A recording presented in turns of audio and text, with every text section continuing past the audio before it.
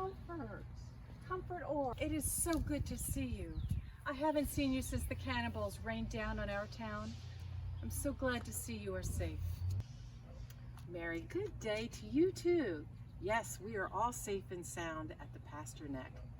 I heard there was some damage to your home. Yes, Mr. Parker's warehouse next to our home burned.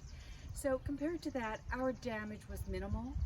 Benjamin has already started to enact repairs on our home and is also helping to salvage what can be salvaged from Mr. Parker's. You are fortunate that your home is a little further from town. Yes, we are. I am so sorry to hear that. I was here at the fort at Blockhouse Pond with many other women and children taking refuge there. The women with small children certainly had their hands full. Oh, I wish I had been able to go to Blockhouse. Since our home is just across the street from the fort on Front Street, Benjamin asked me to stay and help feed the militia. So I must tell you, Comfort, I was exhausted from cooking. I can only imagine, with so many men of the militia here in town, you must have been cooking around the clock.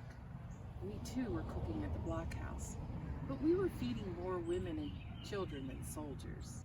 When one pot was taken off the fire, another replaced it. And standing there in the heat and the smoke and with cannibals flying over our heads, it was just so frightening. At one point I asked Benjamin, "What is that noise?" Now, you know Benjamin, he was so cool and calm. He answered, "Bullets, my dear, bullets." Can you imagine staying calm like that? I don't know how you yourself remain there. I know once Mrs. Rowland's husband, Thomas, told her to put your trust in God, bury the tool chest in the garden, and set your face for copes. She took no time in doing just that. So many families went to Reverend Cope's in Cool Spring to find safety. It was a veritable haven of refuge for the timid, and they were visited by more friends than they could house and feed. So he used the church as a warehouse for the fearful. I heard your son was serving with the militia, even though he was not old enough to join. Yes, he was there helping where he could.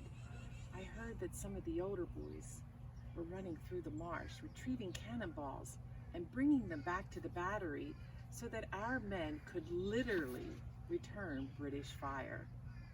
So I imagine he was part of that muddy-foot ragamuffin regiment. I wonder if my late husband would have insisted on serving in the militia with the other pilots. If so, he and my son could have served next to each other, as Gilbert and Henry McCracken did. Well, my dear, I am so happy that we weathered this thunderstorm. But I have to think that with the British ships still out there, will we have to endure many more tempests?